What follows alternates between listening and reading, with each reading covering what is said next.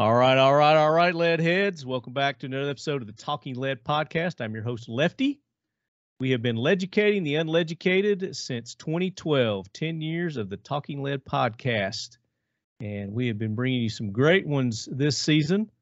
You tune into last episode, we did a great episode on reloading.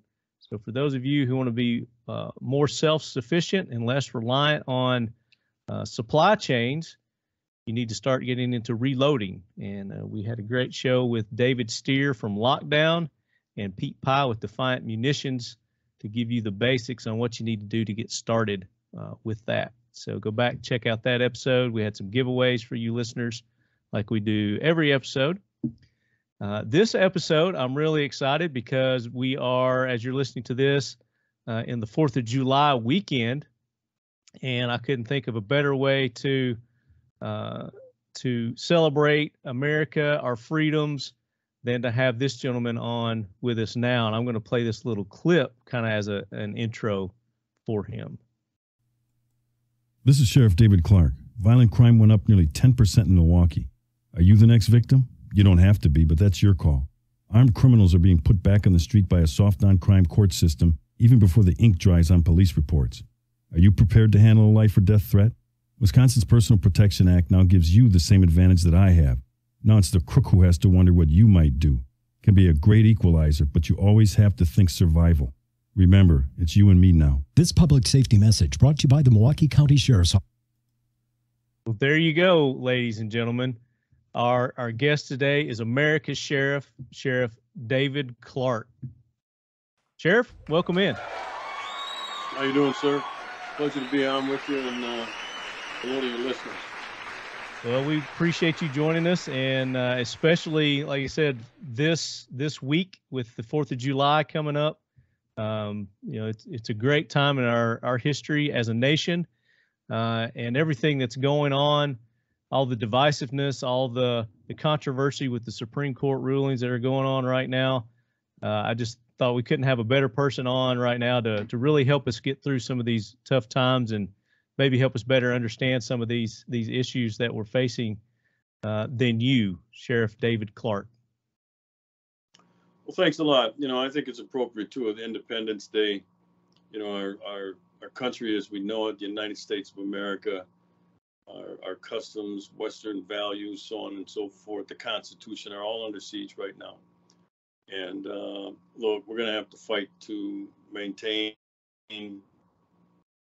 what's left of them, and we're going to have to fight even harder to regain ground we lost over the last, I would say, maybe 10, 15, 20 years as a result of not being attentive to what was going on behind the scenes with this subversive American left. Absolutely. And, we thank you for your voice and everything that you're doing out there to protect this country, our Constitution. You continue to do it even after your nearly 4 decades of law enforcement service there in the Milwaukee area. Give us a little bit of background about your law enforcement career. Yeah, nearly 40 years. That's a long time, but it went fast. Trust me. And I've seen a lot. I never tell people that I've seen it all. I've heard it all, but I've seen a lot. I've had a very unique view as a law enforcement officer, front row seat to the world, really. I mean, through the lens of Milwaukee County, but traveled this country and spoken to a lot of great people, great Americans, and learned about them as well. I started as a patrol officer with the City of Milwaukee Police Department. When I started, you came up walking a beat. Okay, you didn't get to assign a squad car until you put some time in. And when you're out there by yourself on the street walking a beat at night, 3rd shift, Milwaukee's an urban district. It's an urban area, and you got to grow up fast as a cop. And you got to think. You got to think for yourself. Help might be some ways away. So you learn a lot of things as you're out there by yourself. And then, of course, now there's no such thing as allowing people to mature and groom as a law enforcement officer. They throw them right into the fire.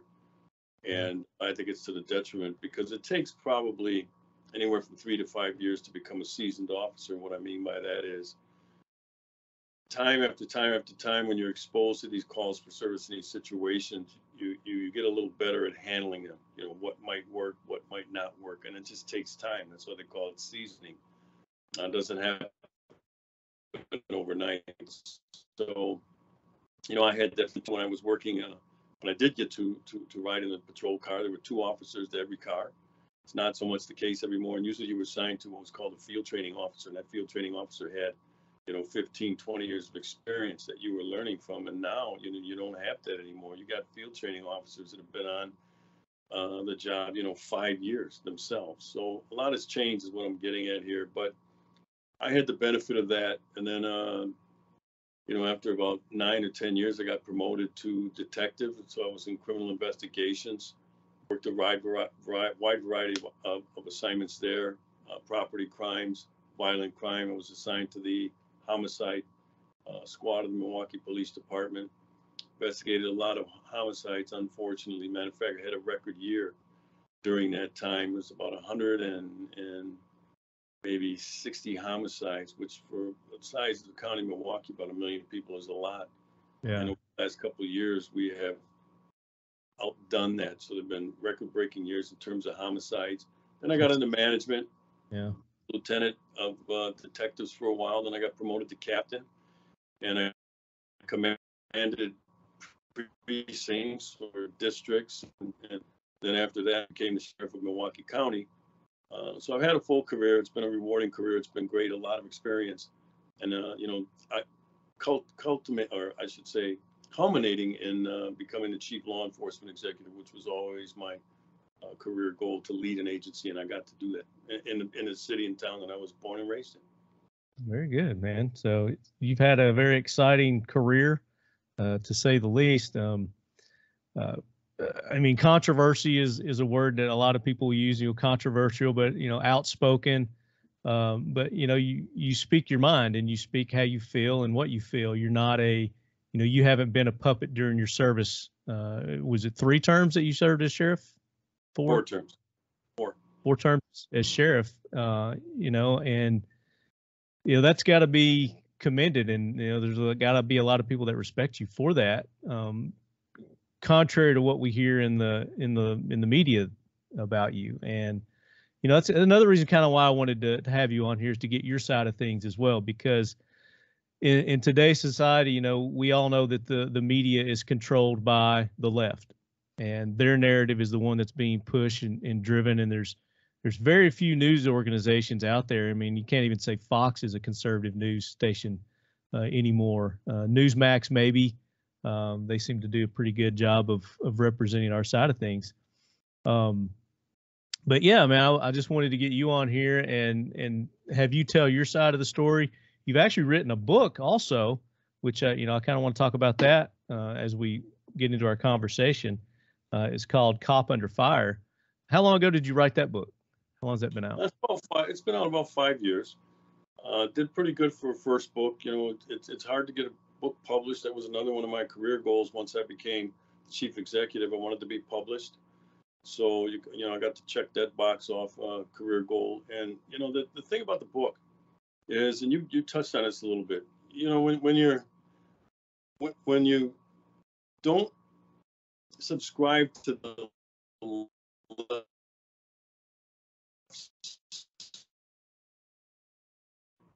I think I'm losing position in politics, you know, things like labels like that, which I always say, controversial to who? Not to the people that support me. I'm not controversial, but, you know, I don't really care about that stuff. But what the book does is it gives people a deep dive into, you know, who David Clarke is. I mean, I was a public official, an elected official. People should know who you are.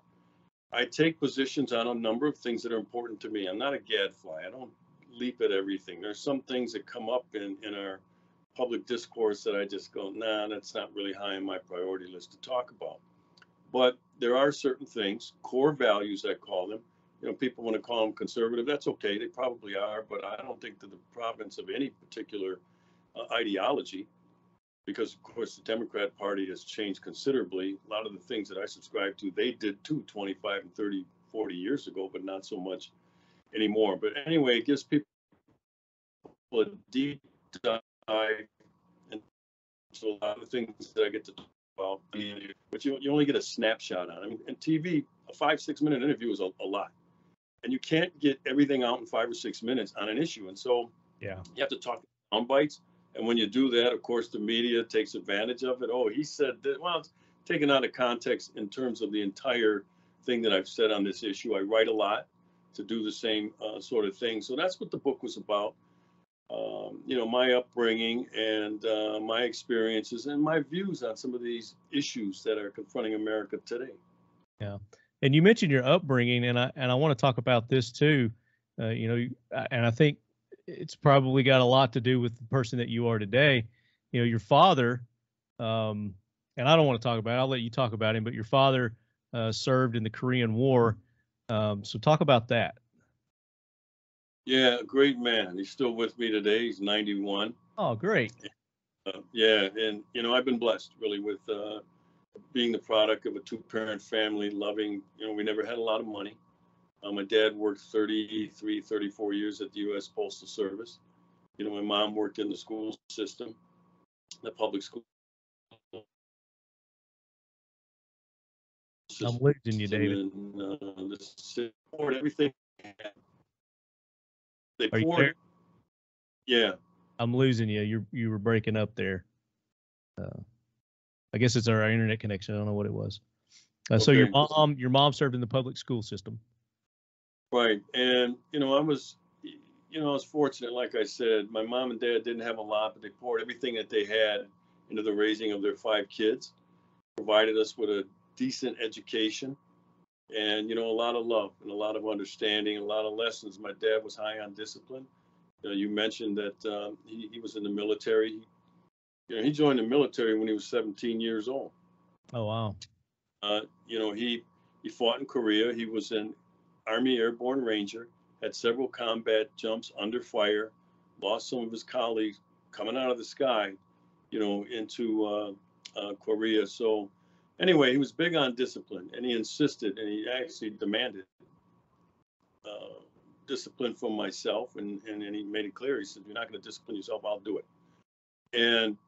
But it was that sort of foundation, really, that taught me things like personal responsibility, accepting responsibility for your actions, decision making, learning life's lessons, realizing that life is hard. It's not fair.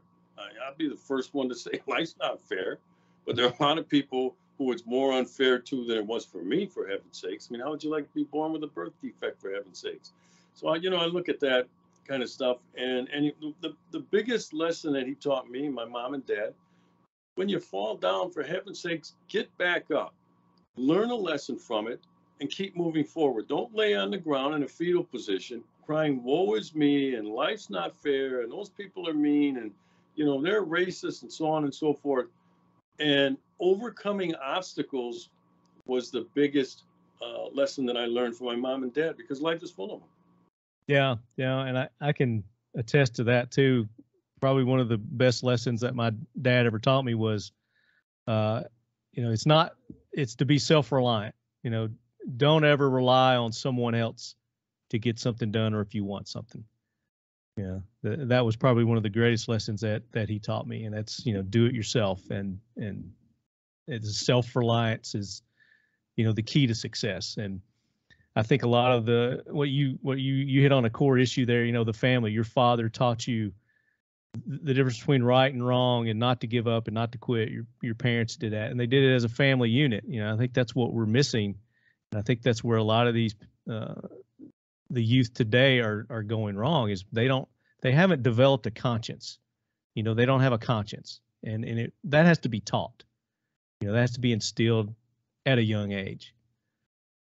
Yeah, right. And also they instill virtues in me. Virtue is defined as a redeeming quality. Things like, I said responsibility, things like patriotism's a virtue. My dad was real big on patriotism. And, look at it this way. My dad fought in the Army when the Army was segregated, for heaven's sakes. Yeah, okay. I wanted you to mention that, because the 2nd Ranger Infantry Company that he served in was a segregated unit. It was all African American. Right. And so if they're, from that generation, if there's anybody who could have a beef with this country would have been people who grew up back then under Jim Crow and under, real segregation, not these goofs today that don't, they have no idea the way it used to be and how it's gotten better. But anyway, my dad never held those hard feelings. He never, I didn't grow up with a chip on my shoulder. We didn't have conversations about race in the household. It's just kind of, hey, look, you're going to have to figure out, be better prepared, doubly prepared to deal with the stuff that's going on in the world. And that's a better lesson than the lesson some of these young men are growing up with today: racism, white supremacy, this, that, and the other. I'm not here to get into an argument or a debate about whether that stuff exists. I'm like, hey, look, it's part of the human condition, because blacks can be just as racist as white people. And I've given examples of that. So yeah, part of the human condition. We're a better country than we were 30, 40, 50, 60, 100 years ago, a much better country.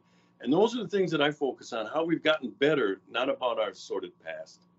And that's what people need to focus on, definitely. And of course, we learn from our past, and we need our history. So that golden rule, history will repeat itself. It's doomed to repeat itself. But with them trying to squash and hide and not educate and teach our kids history of, this is what it was like in the past, and this actually happened, rather than try to hide that and change it and, make a whole new narrative. That's how we learn, and that's how we become better. Sure. There's no doubt about that. It's a rich history, this country. Like I said, it's not seashells and balloons, but at the same time, the goal of the founding fathers was to become better as a nation, to reach,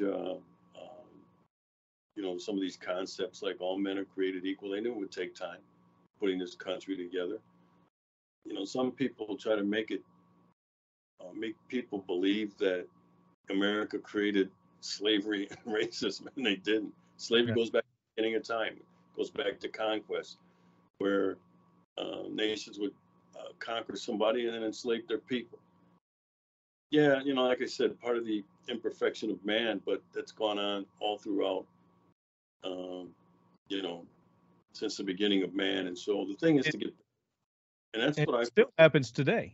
You've got the human trafficking that's widely prevalent around the world. And what was it just recently, that truck of like 51 migrants? Yeah, human smuggling. Yeah. Yeah. So, Diane, you got a big box car like that, 18-wheeler, in the summer months, especially down in Texas, it had to be like an oven. Oh yeah, 200 degrees or more probably. Yeah, and so I can't think of a more horrific way, other than like dying in a fire. I can't think of a more horrific way to die than in some thing that's basically been turned into an oven, and you just sit there and bake. Yeah, and supposedly they've caught the two guys, I guess the drivers of the truck. I don't know. We'll see what comes of that. But in Milwaukee, being the sheriff of Milwaukee, you're there on Lake Michigan, right on Lake Michigan there with Milwaukee. Did you guys have to deal with a lot of trafficking issues there, human trafficking? Did you see that? Was that prevalent in that area? No, it was just starting. There were remnants of it, but it was something that was just becoming unearthed, if you will, as an issue. So, we're on a major corridor, I-94, which goes down to Chicago, Chicago up for that sort of thing. But we had a bigger issue with drug trafficking coming up through I-94. Was identified as a high-density drug trafficking area. Yeah. So we had several programs going on, anti-drug programs going on with the feds. We worked with the feds on task forces to deal with that sort of thing. The human trafficking, like I said, was just emerging. It was mainly the sex trafficking, the young girls. Yeah. Now, what was one of the biggest obstacles as sheriff of Milwaukee County that you experienced? And I know it would have been, the opposite political side, and them putting up barriers for you to get done. But other than that, what would you think was one of your biggest obstacles? What do you feel your hands were tied on? Well, it was the politics. You know, I try to remind people, I'm in charge of public safety, not all this other nonsense. And everybody across all demographics, okay? Everybody wants to be safe. They want safe neighborhoods. They want to feel safe inside their homes, in their schools. They want the children to be kept safe. Everybody wants that. There's not one demographic that would stand up and say, we don't want public safety. We don't want safe streets, safe schools, so on and so forth. But the politics would always seep into it because Milwaukee, the political class is very liberal. They're uber lefties. Yeah. And, I was a rock solid conservative. So that's where the clash always was. I was tough on crime and, they wanted more, soft on crime stuff, second chance programs. I'm not against that stuff, but look, I want to do what works. And if it doesn't work, I don't want to engage in it. Yeah. And I research and I realize that all these programs and ideas the left comes up with for criminality, they don't work. They've been done before. They've been tried before. They bring them back, new and improved. They put a new label on the program, second chance for a guy that's been arrested 10, 15, 20 times. He's well past his second chance, but it sounds good to call it a second chance program. So the biggest thing was, getting through the politics that people tried to turn it into. But again, if I got elected 4 times as a rock solid conservative in a very liberal county, that the people were on my side, and that's where I wanted them. Yeah, and that's what I don't get either. You were an elected official. The people wanted you there, and not only one time, but 4 times that you were elected. Contrary to maybe the controlling liberal leftist that was over your area there, the people were speaking, and they're like, hey, we don't want that. We want what this guy's offering and what he's got and his ideas. It just baffles me that the people they wanted you, but yet they were still trying to stop you from doing what the people wanted. Yeah, it was a constant clash, but that was the biggest obstacle and hurdle was the politics. Yeah. Did you always want to be a sheriff growing up? Was that something you No, it's kind of interesting. When I got into law enforcement, when I first got into it, I got into minimum age of 21. You have to be 21 to be a cop in most states across the country. Yeah. And actually it was my father who he didn't push me toward it, but he'd bring it up every once in a while. He'd say, ever think of going into law enforcement? And I didn't. Yeah. It's in the book. It's not, I didn't have I want to be X, I want to be, whatever. I didn't have any real sense of what I wanted to do with my life. But anyway, I was working for a beer distributor at the time. And, I realized after a couple of years of that back-breaking work wasn't going to be for me. Hauling, those kegs are heavy, yeah. Right, they are. And so that's when I began thinking about it. And I took the test, and to make a long story short, and the first time I took the test, I didn't make it through. I passed the test, but then I got these other steps that you have to take. And keep in mind that the Milwaukee Police Department at the time was steeped in racism. They just were. The chief was at the time, and so it was hard for black guys to get in.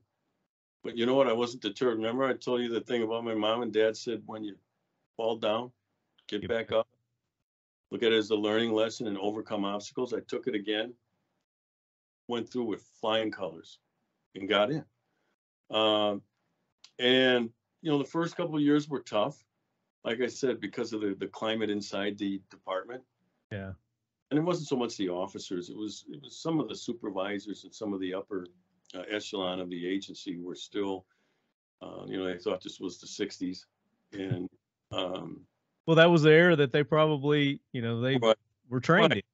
Exactly, product of their environment. But anyway, struggled through the first couple of years, fought through, and then finally established myself, as a competent law enforcement officer. I mean, my colleagues, my co-workers always saw it from the day I came in, because I was able to think and process information quickly, They knew I was educated. And like I said, it wasn't the officer so much as it was the supervisory staff. But anyway,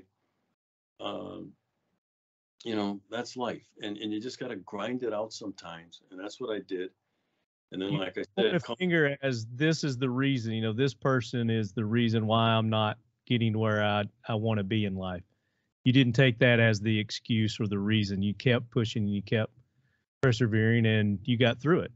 well, you know why? Because once I got a taste of it, once I got accepted into the academy, and then you start to develop that camaraderie with law enforcement, I loved it. And I said, no, nobody is getting in my way of this being my career. And so that's why I said, you know, you just got to grind it out. Started taking promotional exams along the way because I knew I wanted to move up into certain areas. Once after about the first couple of years, I really wanted to get into criminal investigations, which is why that was my first promotion. Was after 9 years, I think I got promoted to detective. And you got to fight through this stuff, and you got to believe in yourself. See, that's one of the things that the left cannot stand about me. They know that guy believes in himself, and when you get somebody who believes in himself, they're hard to stop. Yeah, near impossible, definitely.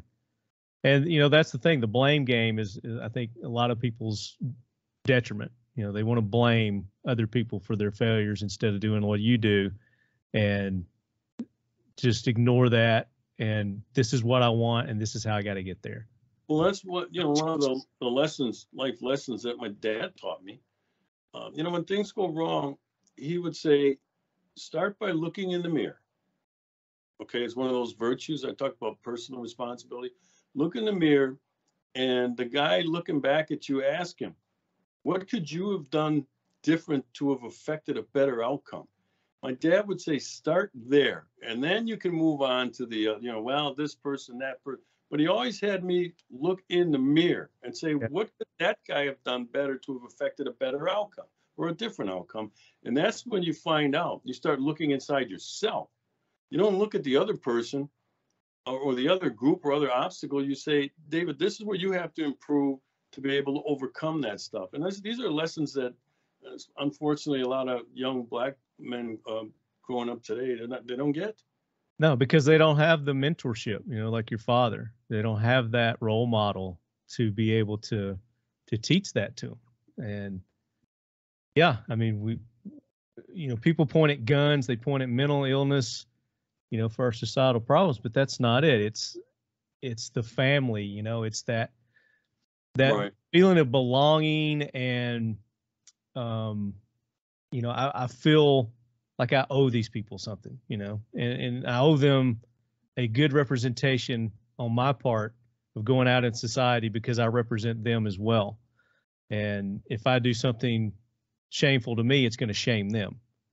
And, you know, I think that stopped a lot of people, you know, generations growing up from doing heinous crimes. It's like, you know, there's several things I've thought about doing, not crime wise, but, you know, it's like, maybe I shouldn't say that, maybe shouldn't do that because that's going to bring shame to my family. You know, Yeah, I was real scared, letting my dad down, for heaven's sakes. Exactly. But you know, that's the role that fathers play in terms of raising their boys, young men, is to teach them life lessons, discipline them, teach them responsibility. That's the role of a father. Yeah. Respect big time. And respect started with my dad.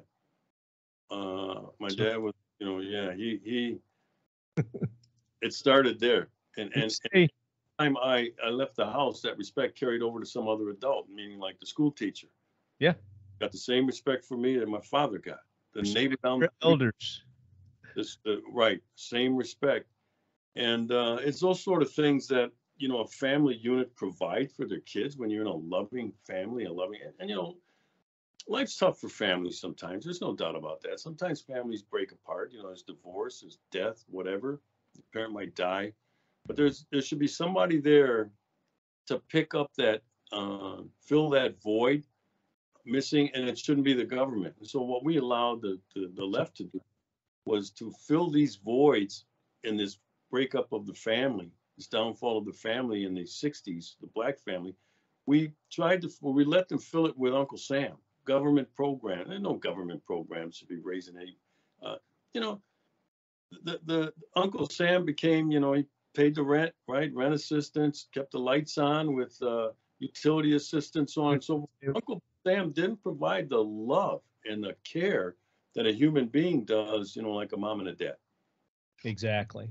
And, I think that's what, and not necessarily the politicians or the government, but that's what America needs to focus on. This is what the citizens need to focus on, is that family unit again.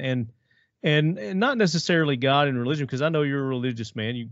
You were raised Catholic, but the morals that religion teaches, those morals have gone away because the government has stepped in and taken that out of our system. I think that's one of the big rulings that the Supreme Court did. That coach that was praying. Talk about your views on that. Yeah. That's been one of these issues that been going back and forth for quite some time. We allowed the left to take God out of the public square. God became marginalized. Religion, when I say God, religion became marginalized, and we let them do it. They used to pray in public schools. Yeah, they did when I was in school. Said the Pledge of Allegiance, did all that. Right. And then we allowed the left to catch on to this thing about separation of church and state, which is not anywhere in the Constitution. We have freedom of religion in this country under the First Amendment, not freedom from religion. And so when you look at that case, the coach would go to midfield after the game by himself, and then later on other players would join him, but he wasn't holding a prayer session, whatever, just silence. If people wanted to pray, they wasn't could. Making it mandatory or anything like that. It's just invited. If people wanted to join him, they could join him. They're free to do so. Free will. Up until this last case, that stuff was, the courts would shoot it down. I mean, the courts would say, yeah, that's proselytizing, they call it. But finally, I think this court, they're starting to get back more toward the originalist intent of the Constitution, and that's why we're seeing some of these in this last week or so. We're seeing the decisions that are made. These are originalists. These the six, basically, the best you're going to get is 6'3" and sometimes 5'4", but they believe in the original text of the Constitution. And so when you talk about things like freedom of religion, when you talk about things like freedom of speech, you talk about things like right to keep and bear arms, shall not be infringed. That's the original intent. Now, of course, over time, adjustments are made, so on and so forth. But you want to stay real close to the original intent. And what happened over time is we got too far away from it, where everything became, unconscious. You couldn't pray. You couldn't speak. Government is getting too big, and that was one of the original intents of the Constitution too, is to keep government small. Right. It's gotten way out of hand, and that's what we need to focus on too.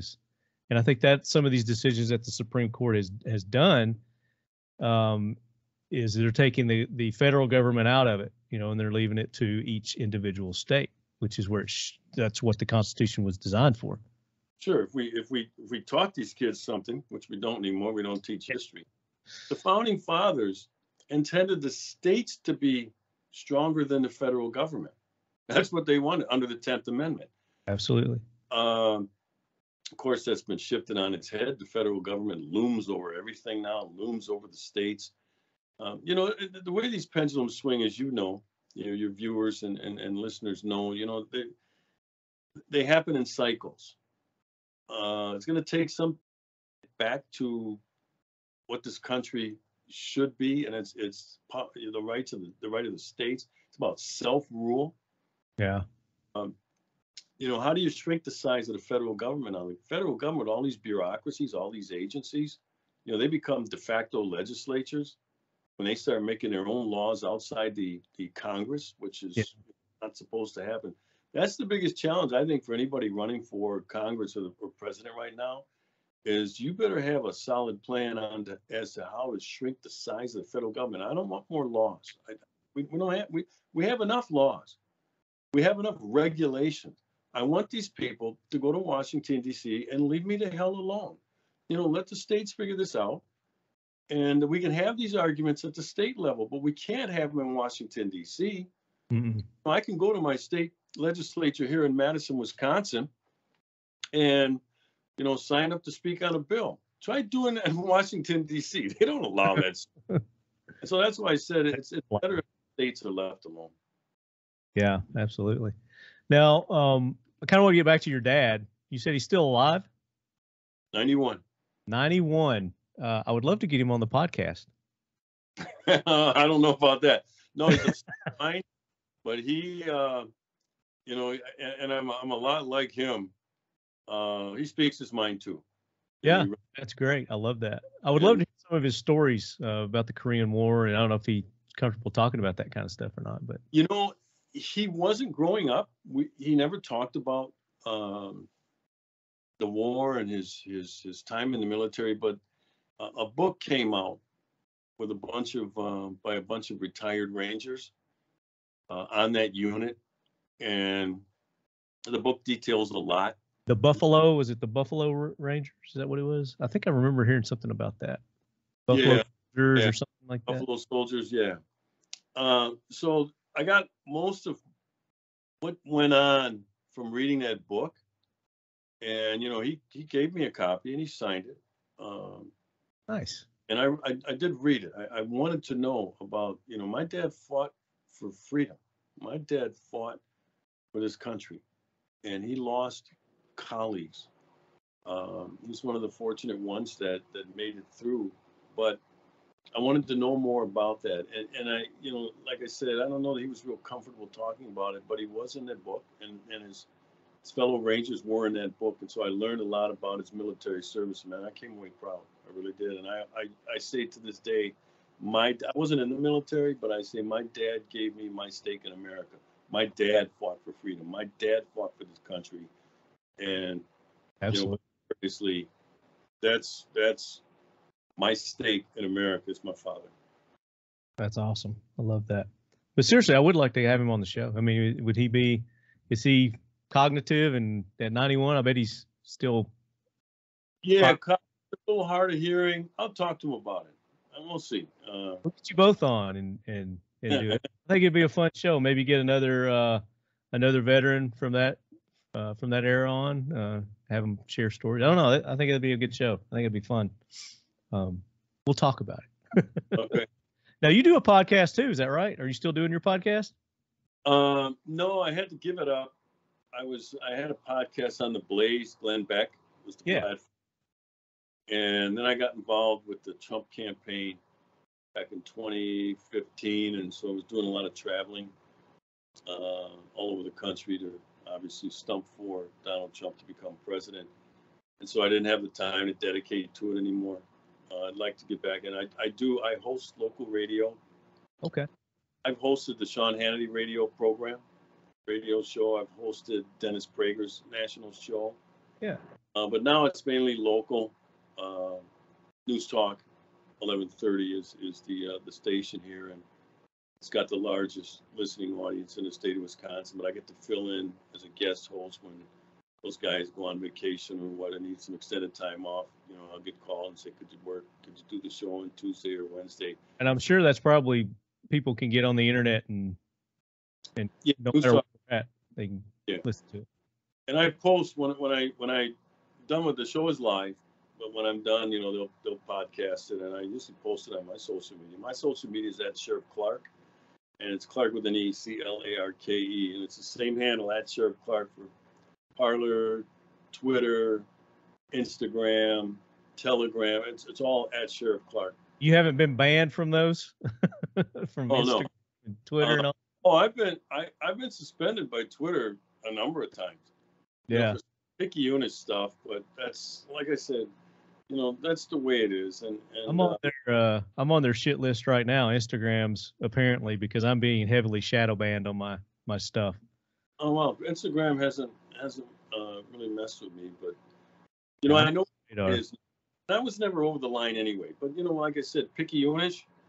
So, you know, I'll tell you a quick story here. I got suspended by Twitter once because I called Stacey Abrams, who was a failed candidate for governor of the state of Georgia. Yeah. You might have heard of her. I called her a wench, and they banned me for that. They call that abusive. First of all, she's a public official. You should see the names they call me.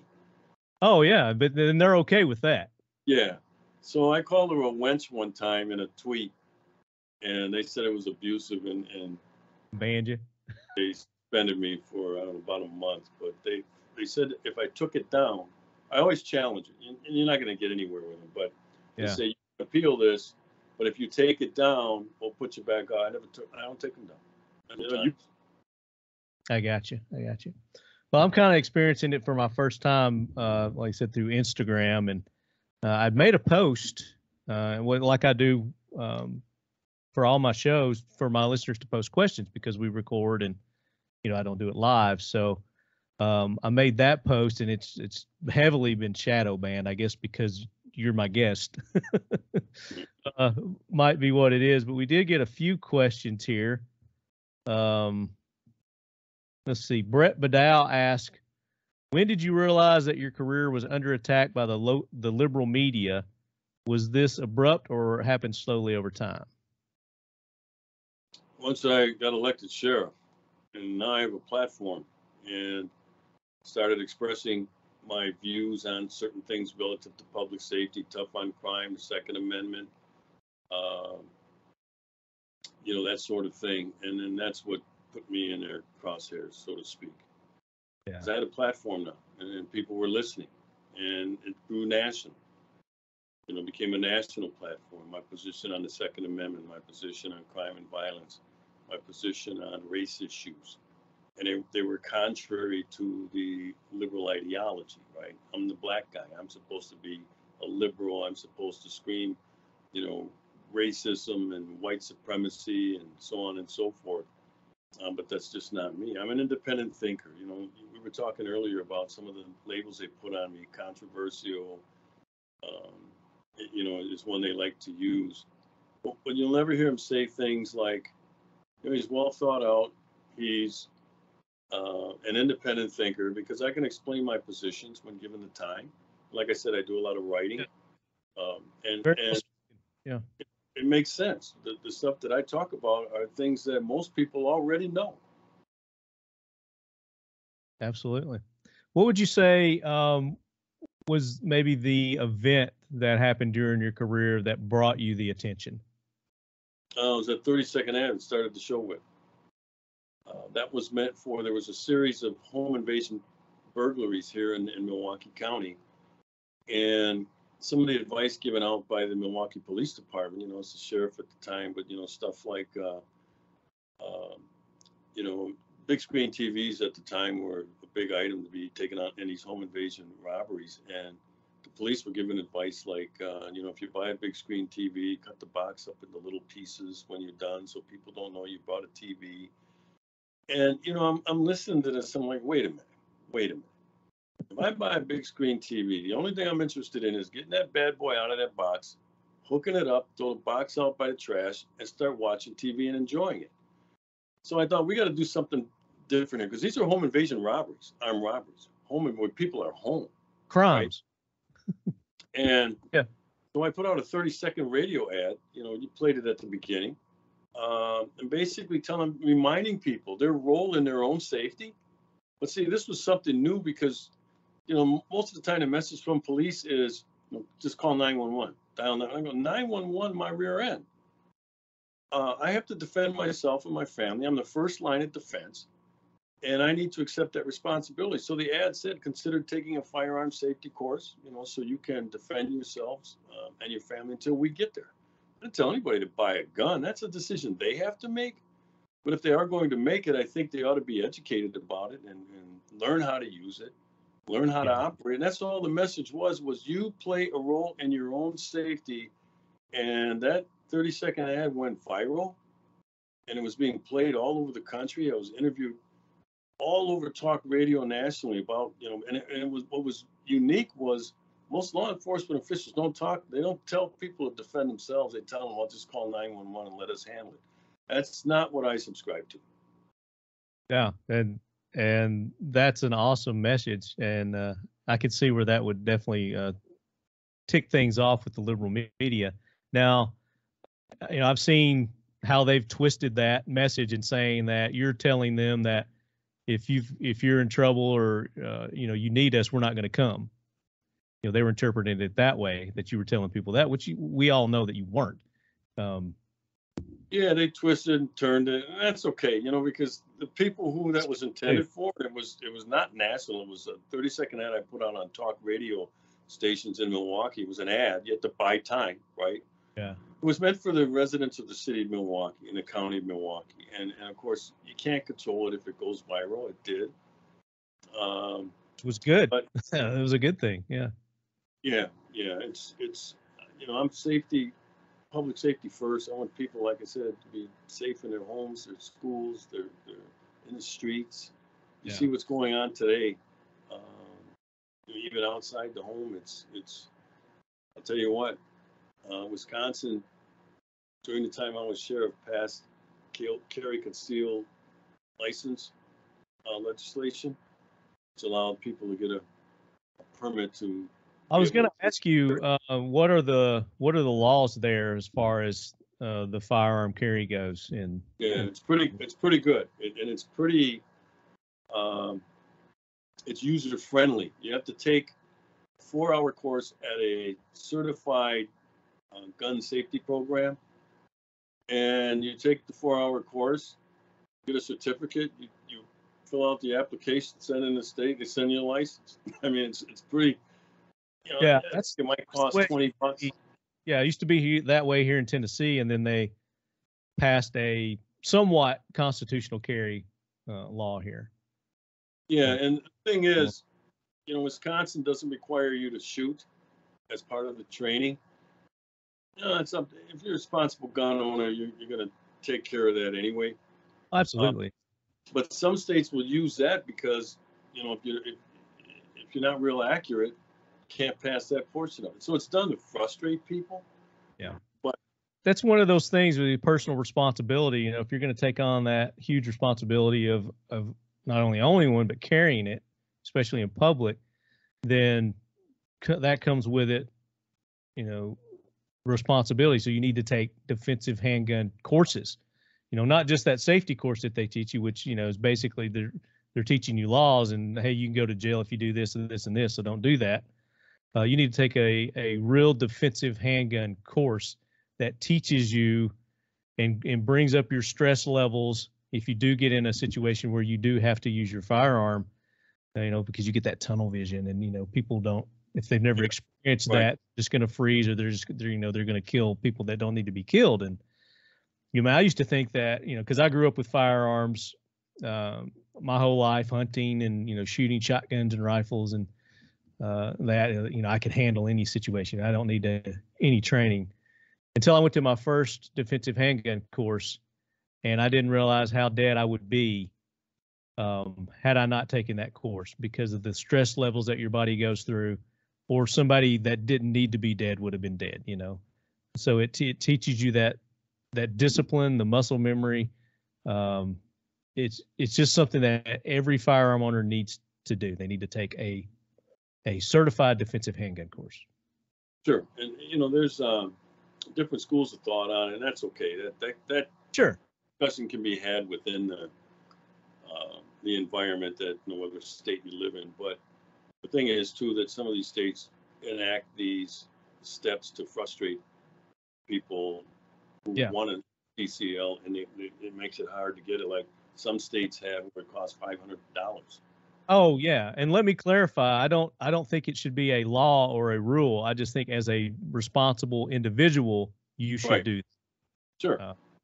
By no means do I think that needs to be a law that people do that. No. Yeah. Fortunately for me, growing up a law enforcement officer, we got all that training and the practice. The practice is what's important, what's missing, because you can go out and you can take a course and you can qualify one time, but being accurate with a firearm is a skill. And in order to become good at a skill, you have to practice. So you should probably be getting out there once a month and maybe run through 50 rounds, like you said, so it becomes second nature, Yeah. Ingrained behavior. Most people, they're not going to do that. Well, we don't control human behavior, and it's a responsibility. Since we've had this carry conceal license legislation, the left was predicting bloodshed in the streets and shootouts. And none of it, West, that they called it. none of it came to be. They're not having any problem with this law as it is. But what I'm working on now is trying to get rid of that fee. The license lasts for 5 years, but then you have to, and all you have to do is fill out the renewal, but it costs you $25. Yeah. What other constitutional right that you exercise do you have to pay $25? It's illegal. To do?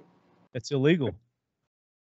It's Can illegal you imagine, charge for a constitutional right. Can you imagine that in order to vote, you have to pay $25?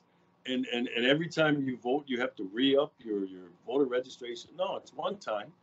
And there's no fee for voter registration fill-out form. Why is there for concealed carry? And that's why I said, I get tired of the Second Amendment being treated like the bastard child of the Bill of Rights.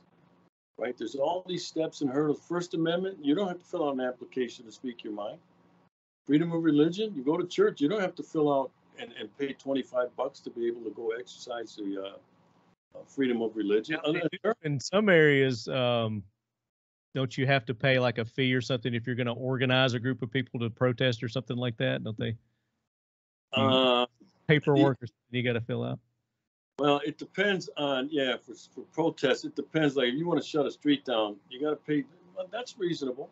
You got to pay the city to come out and set up barricades. There's a cost to that. But if you're going to stay up on the sidewalk and march down the sidewalk or just stand on the public sidewalk, there's no fee.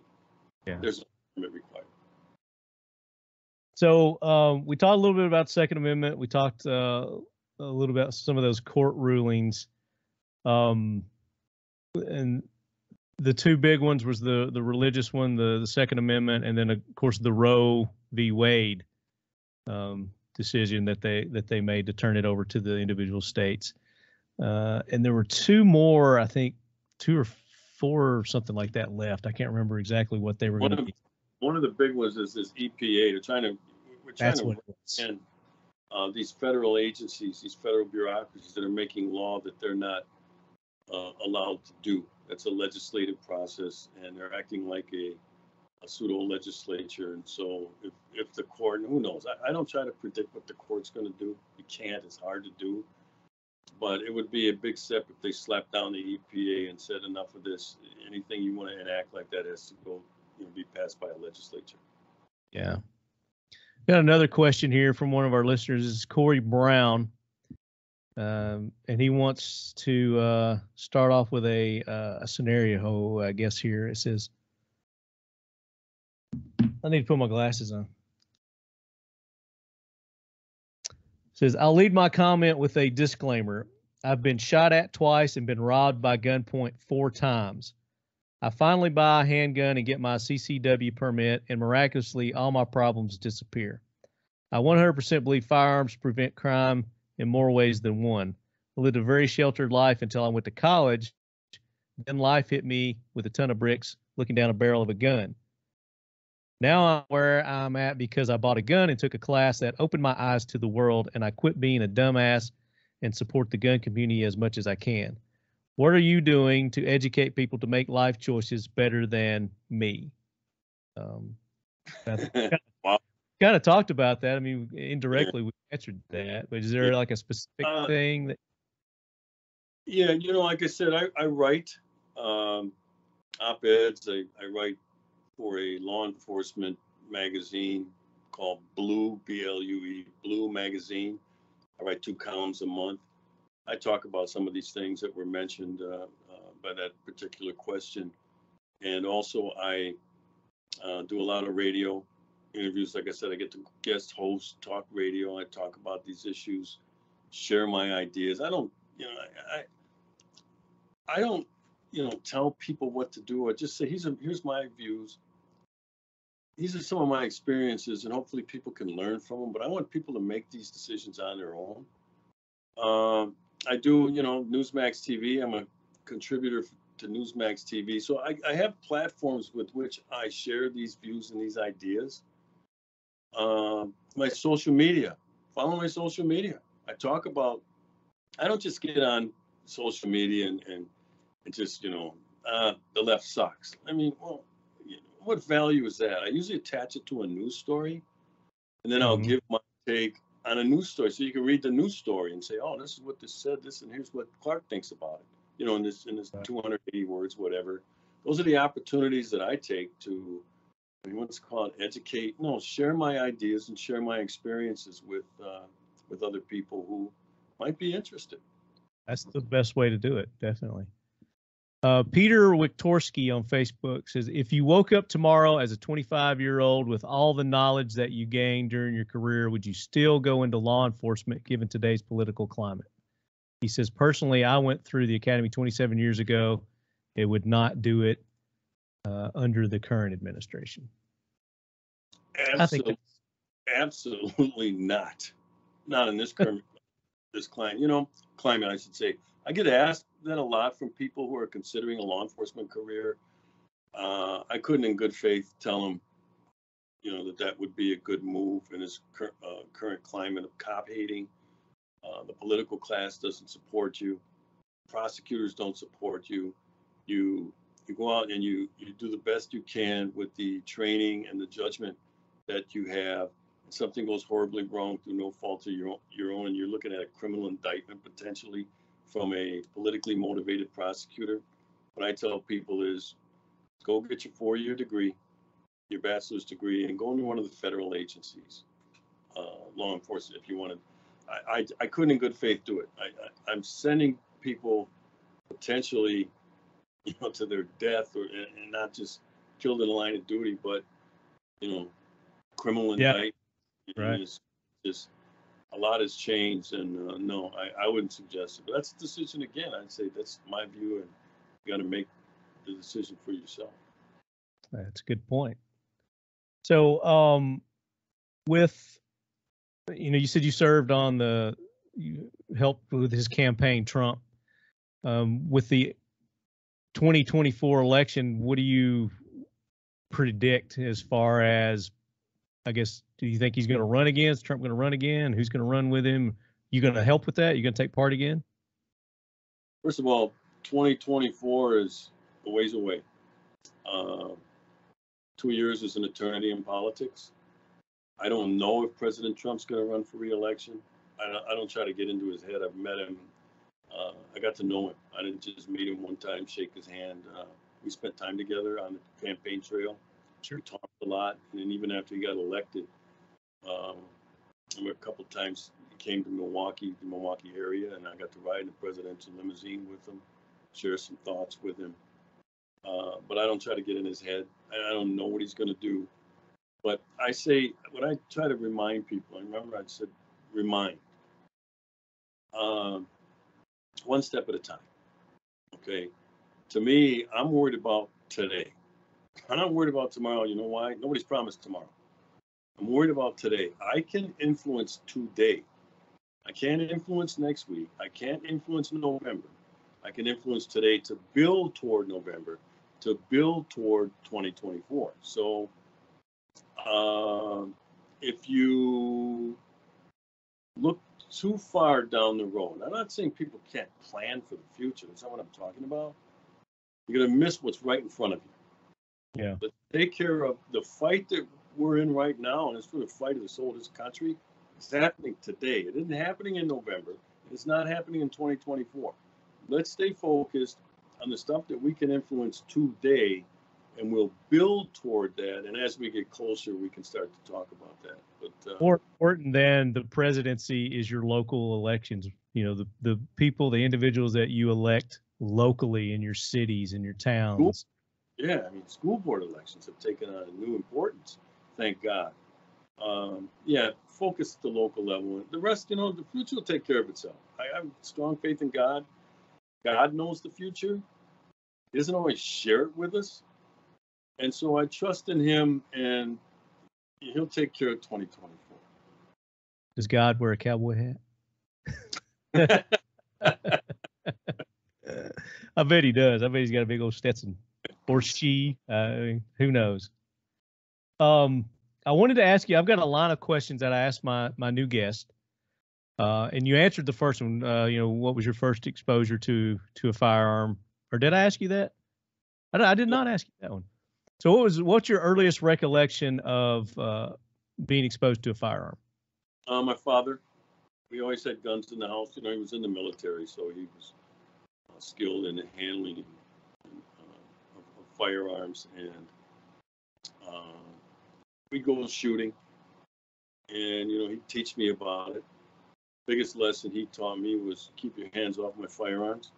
And you know what? I was never tempted to. I was never curious to, like, when I'm home by myself, to go sneak into my. My dad kept one in his bedroom and my mom's bedroom. I was never tempted to go in there. He said, "Keep your hands off my firearms." He did let me handle them. Like I said, we'd go out shooting. Mm-hmm. And so that was my first experience, was just through my father. But an actual first one you shot? Yeah, with my father. Do you remember the first firearm? You remember what it was? Oh, it was a semi-automatic. It was a. Probably still have it, don't you? It was a Walther. Oh, okay. Nice. Probably a 380, I think. Yeah. We went to. I remember it vividly. We were at this park in Beloit, Wisconsin. Beloit's a rural area. It's called Big Hill Park. Very spacious, safe area. We'd set up stuff on a tree stump or something and target shoot. Nice. I wasn't that good at the time, but at least I had to start somewhere, right? Right. Yeah. Holding the firearm and keeping it pointed down range and that sort of stuff. I learned from him. He taught me that lesson too. He says every firearm is loaded. Just assume it. Don't guess. Don't think. It's loaded. Every firearm always loaded. Yeah. Even if it's not, it's loaded. Treated as it is. Yeah. That was lesson my dad taught me. You think that way. I always get a kick out of these stories. People say a gun went off and they're cleaning their gun. That's a bunch of BS. It just is. Nobody cleans a loaded gun. Hey, how about prime example, Alec Baldwin? Yeah, right. Pull the trigger. It just went off. Yeah, no, guns don't just go off. No, you pulled the hammer back for one, knucklehead. Yeah. Finger outside and off the trigger. Outside the trigger guard and off the trigger. Those are simple lessons that prevent some of these things. So every time I hear a story of someone cleaning a firearm, they weren't cleaning that firearm. Yeah. They were fooling around with it. That's what happened. Yeah, or they forgot it was loaded. They didn't check it. Yeah. Boom. And boom. So we know about your law enforcement career. What would you think, or would you say, is your crowning achievement during your nearly 40 years? And it doesn't necessarily have to be while you were sheriff. There might have been something that you did, when you were a detective or. Yeah, actually, outside of law enforcement was my education. I got my bachelor's degree after I joined the police department, and I got a master's degree. That was a crowning achievement.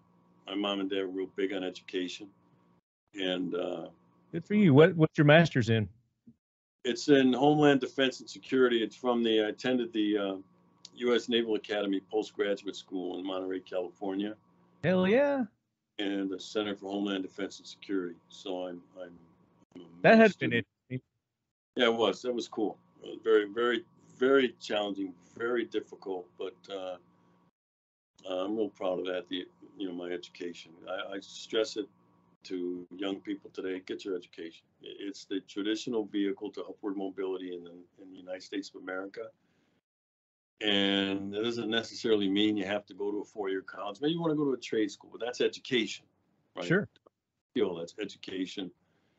And then probably inside of law enforcement was becoming the chief executive of a large law enforcement agency, Milwaukee County sheriff's office is one of the 50 largest sheriff's offices in the United States of America.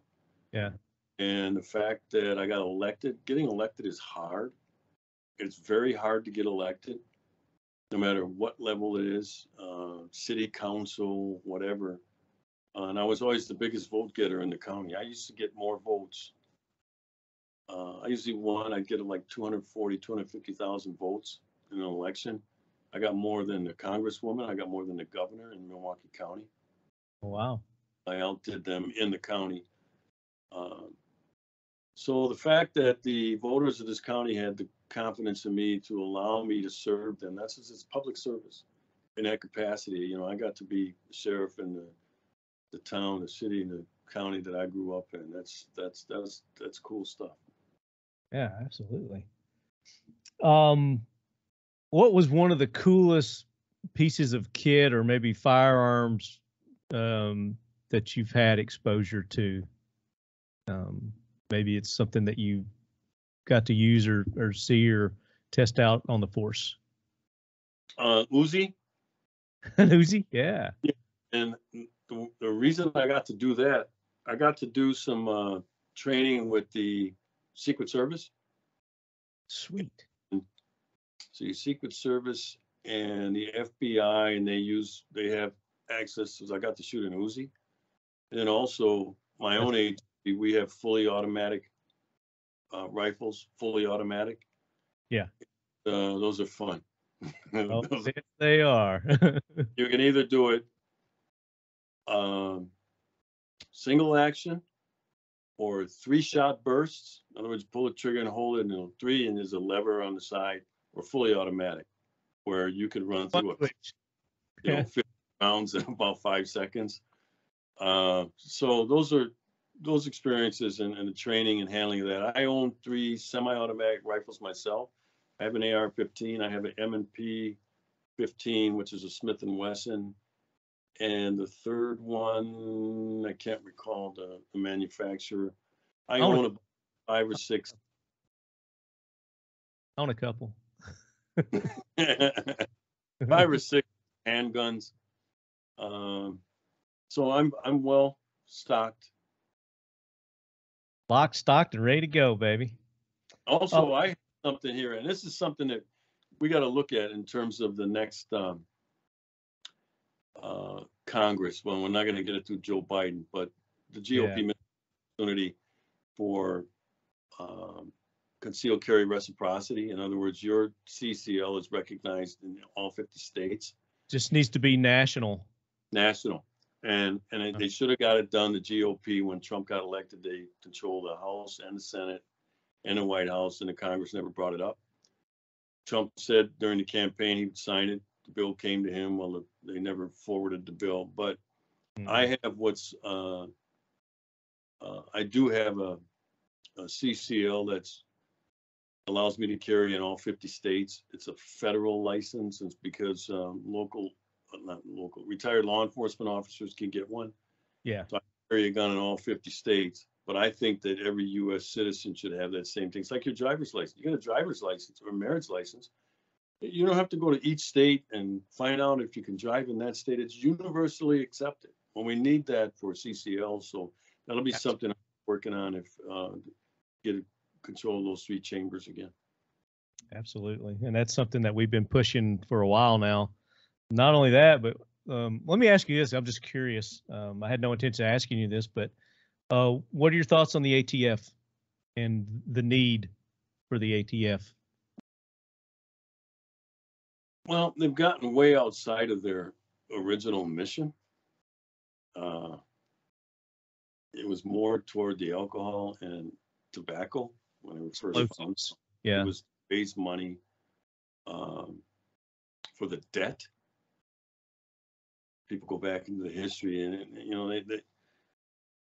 I don't find them. And by the way, I'm trained by the Bureau of Alcohol, Tobacco, and Firearms in terms of gun trafficking.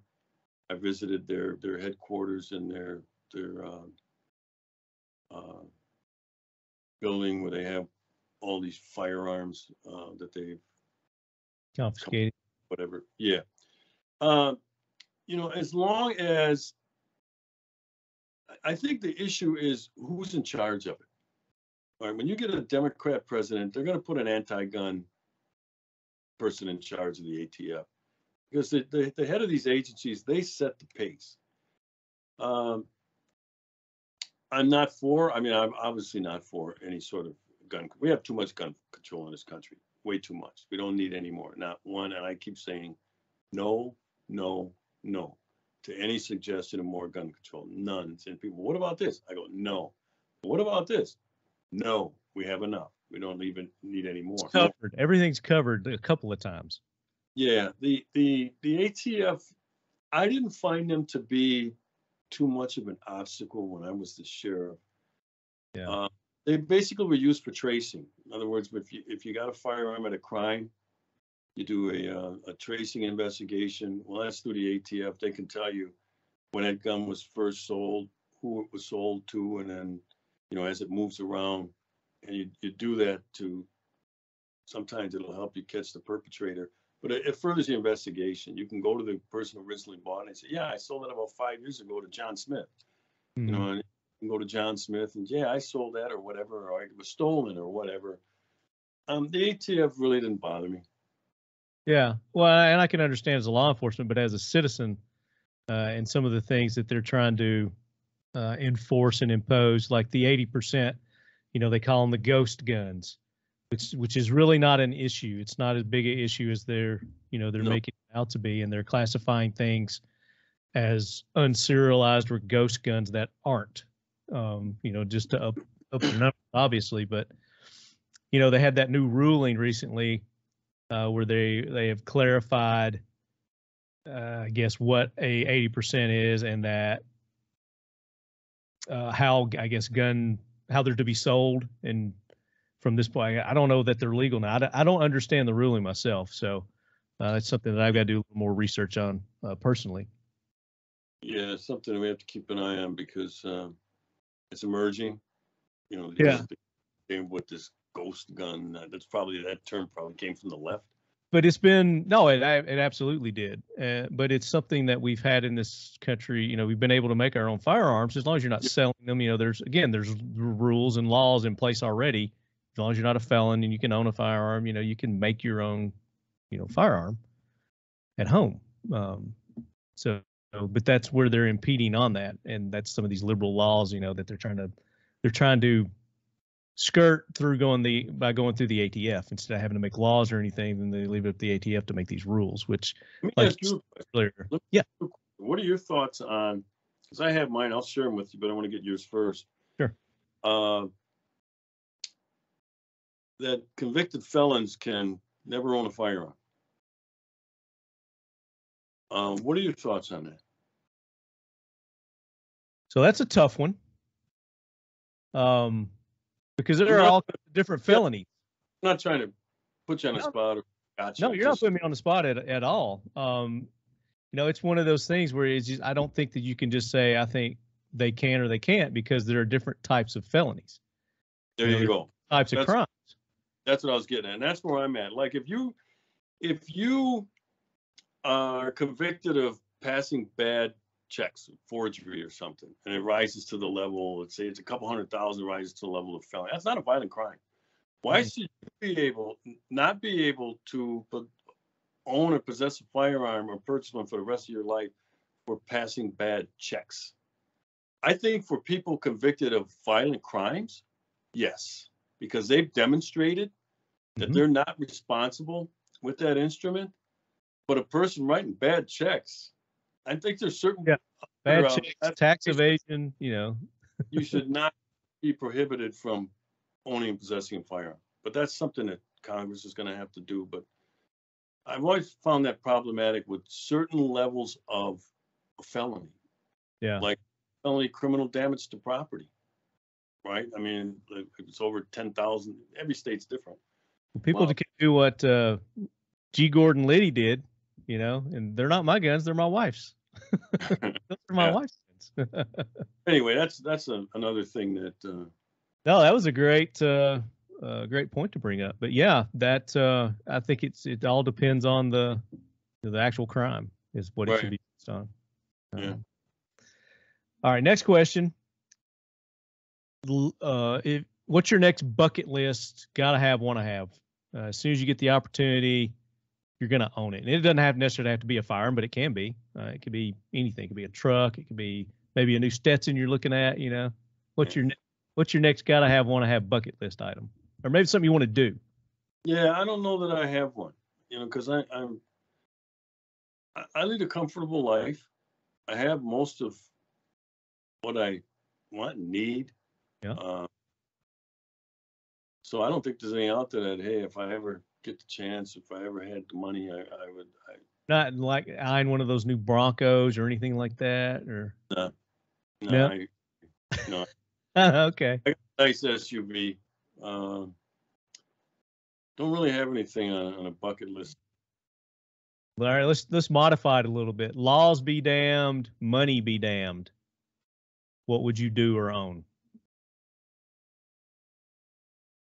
Laws don't apply, money no object. A jet. Like a Lear or a Citation or a Gulfstream. What? Gulfstream, yeah. Because I do a lot of traveling. I have to try to travel commercial, and traveling's a pain in the ass these days. Oh shit. People's private jet, and that's the way to go. So it's nice you can avoid airports, all the TSA nonsense. You go to the regional airport. They take your bags as soon as you hit the door, and they carry them out. And all you do is board the plane. No line, no people going through your stuff without a warrant. A jet. I like it. That's a good choice. Now, would you outfit your jet with some sort of a defensive system? Again, laws be damned, money be damned. You know, you could put anything on that jet you wanted. Throw some Stinger missiles on there. I don't know if they gotta go that far, but jet too is I can go on there armed. So yeah, absolutely. Yeah, that's another benefit of that. If you could spend the day at the range, and I use the range just kind of as a metaphor, who would you like to spend it with? Whether they're still alive, maybe they've passed, or maybe a fictional character or group of people. Who would you like to spend the day at the range with? John Wayne. The Duke. Yep. Very nice. And which particular movie of his is your favorite? Geez, I can't even think of the name of most of them. So many. I've seen a lot of John Wayne movies. Yeah. Well, I'll tell you my favorite. John Wayne didn't star in it, but it was yes, he did in the original. What's the one? There's a book too. It's the only time I've read the book and saw the movie of any movie that had a book written before it. Was it the one that they just redid not too long ago with what's his name? Yeah. Bridges, Jeff Bridges. Yeah. Yeah. I know what movie you're talking about, and I can't. True Grit. True Grit. True Grit. Yeah. Yeah. That's it. Yep, that is a good one. I like that one. The Shootist. The book was good too. Yeah, I haven't read that book, but I've seen both of those versions of the movie, and I like John Wayne's better, definitely. But yeah, he's got a shift ton of movies that he did. As far as John Wayne as a person, his personal views and things, he caught some flack over like a Playboy interview that he did. I can't remember what it was, but then he got into that cancel culture where everybody was wanting to cancel the Duke and things that were named after, take his name down and that kind of stuff. So even the dead aren't immune to the cancel culture. Amazing, bullshit. Isn't it? It is. It's crazy. All right, last question, and this is a fun one. Do you believe in Sasquatch? No. You don't believe in Bigfoot? Don't believe that there's a Sasquatch or Bigfoot out there? No. Maybe 25, 30 years ago, 40 years ago, 50, I might have, but with today's technology, I'm finding it hard to believe that, I mean, if there was a sighting today, that someone wouldn't have their cell phone camera with them to get some actual footage. If you were invited to go on a Bigfoot hunt, would you go? No. If they had thermals, and not to kill him, just to prove that he was out there. No, because I don't think he is. Okay, very good, very good. I think and what's that? The myth is fun. It's like the Loch Ness, Yep. The myth is fun, but I don't. It's kind of like when I was a kid, I believed in Santa Claus, and then there came a point in time where I said, okay, there's no real that lives at the North Pole. There's Santa Claus, but just no guy that's in a flying reindeer sleigh that right delivers toys of the world. Yeah, to believe in them. What about UFOs? I'm not sure. And I say UFOs, I mean aliens. I'm not sure. If like skeptical. I find it hard to believe that humans on Earth are the only in this whole damn galaxy and universe. We're the only whatever. Yeah. So I'm not sure. People report that seen one. I don't discredit it. I don't go out. People are crazy. So I believe that there are other life forms out there other than on planet Earth, but I don't think anything has actually visited Earth. That's my thoughts on it. Okay. Yeah. Just to get that out of the way. So David, this has been great, man. I really appreciate you taking the time to be on and talk with me and our listeners. You survived the new guy questions. Congratulations. You're now officially a leadhead, a talking leadhead. I like that. I'd like to send you a shirt if you wouldn't mind. So if I get your info when we get done, I'll make sure you get a talking lead shirt. All right. Yeah. Oh, extra large. Extra large. We'll make sure. And the website, the social medias, anything you got coming up, give it a plug.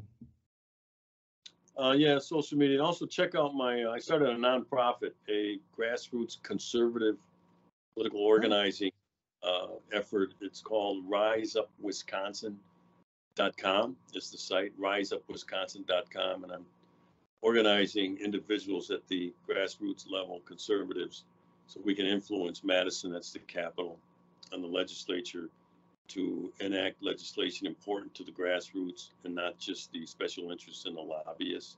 I don't believe the individual has a seat at the table, and so I'm trying to give them one with my influence. Okay, and that's riseupwisconsin.com. You leadheads can go there. For our video viewers, I've got it up on the screen right now. And donate. Get money. We need, these things are expensive. This thing don't run on tanks, does it? No. We need money. Gotta have money. So you do some blogs and things on here? Yeah. There's a blog. I'll do that. A newsletter. Sign up for the newsletter. Email. Just put your address in there, and you'll get my newsletters that come out periodically. Also, go to that Blue magazine. Like I said, just Blue magazine. Oh. If you put that in a search engine, it'll come up. I write 2 columns a month on emerging issues. Like I said, mainly law enforcement. That's it. Okay.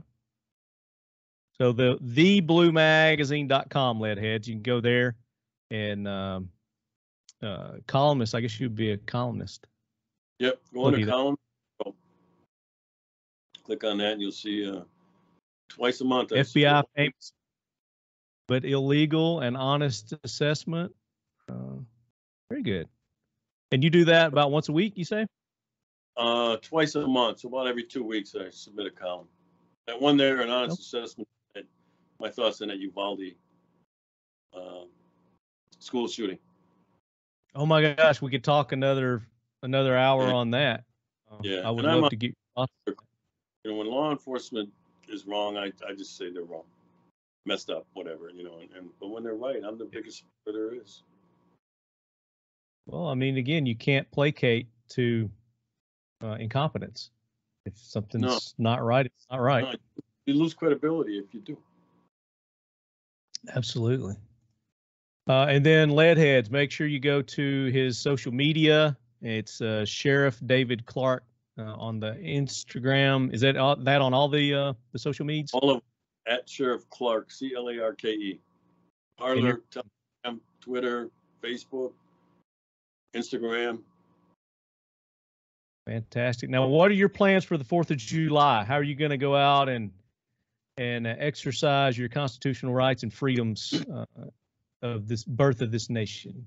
With some rest and relaxation, going up to a northern Wisconsin, beautiful country up there, area called Door County, lake property. Some relatives of mine own, but we always get together on the 4th of July up there and get away, sit out on the water, and just enjoy life. Get a little fireworks. Get some fireworks going up there. But you know, just want to caution everybody: be careful around these fireworks. Oh yeah. Every 4th of July, you read these stories. Someone got their hand blown off. Somebody, you know, lost an eye, and you got to handle those things like a firearm, for heaven's sakes. Yeah, I let other people do that. Yeah, right. The professionals. Yeah, we just watch. The pyrotechnics, I let them handle that, and I just I do my 12-ounce curls, and I'm good, baby. There you go. But David, again, I really appreciate you being on. You're welcome back anytime. I would love to have you back on. I know the Leadheads are really going to enjoy this, and they're going to scream to have you back on. So hopefully we can, since you're not doing your own podcast now, maybe we can get you back periodically. That'd be great. All right. Appreciate it. Appreciate the opportunity. All right, Leadheads, that does it for another episode of the Talking Lead podcast. Make sure you go and support all those that make this show possible. Mission First Tactical, seal1.com. You can go to 1776 United, get our awesome T-shirts that I'm going to be sending David there. Factory 47 to get our AK Corner logoed items. I've got it up here somewhere. I think it's that tray right there. IWIUS, speaking of Uzis, they're a sponsor of the show. And Keltec. And make sure you use those discount codes to get your discounts when you go to those websites and do your shopping. And as always, Leadheads, keep your loved ones close. And keep your firearms closer. Stay locked and loaded.